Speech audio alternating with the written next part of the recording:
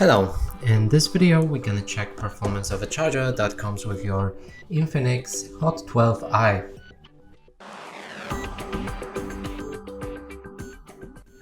And we'll do this by plugging in the charger to this GoSun Smart socket, and it will tell us exact statistics on this device right here.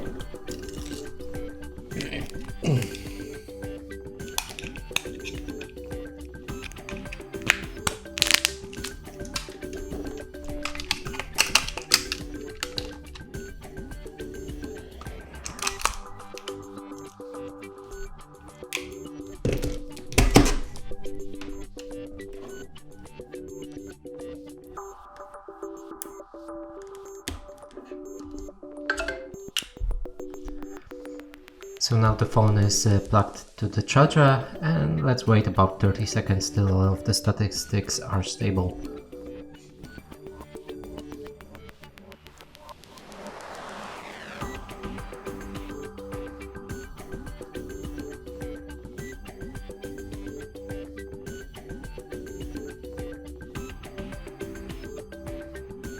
So now all statistics should be stabilized, and you can see them right here.